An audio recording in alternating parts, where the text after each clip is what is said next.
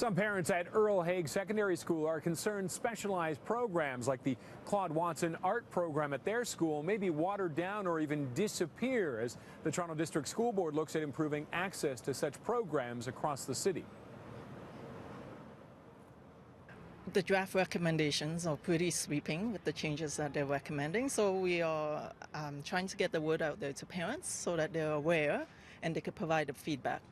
Phi Pham and Susan Kenny are with the Earl Haig School Council.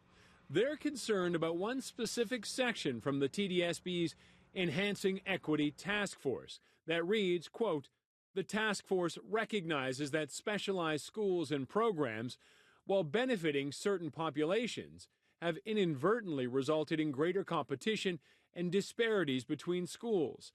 In many cases, these schools have served to limit enriched learning opportunities for students, especially those from the most marginalized communities."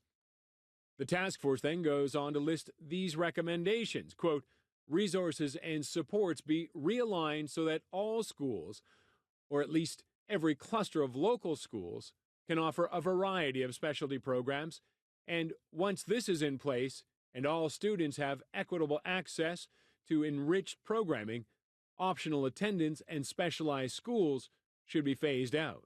There are a lot of specialized programs in the TDSB that may be at risk, whether it's the maths or the athletics programs. There's quite a few, even the French immersion. The whole idea behind the Enhancing Equity Task Force, specifically when it comes to specialized schools and programs, is not to scrap these programs in schools, but to just ensure equitable access. We want to make sure that all students across the board have access to these great programs in schools.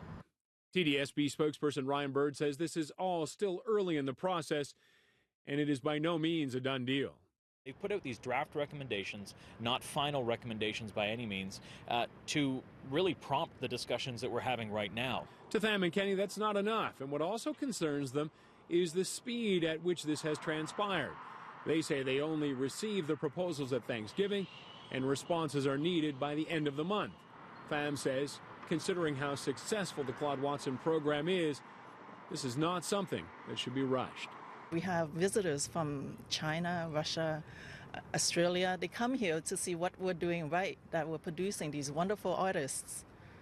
So, if you water down the program, you will not get the same results. Now, Ryan Bird says, as he mentioned, this is very early. Once they've heard from groups, there will be more input and more reports before any kind of a decision is made on this.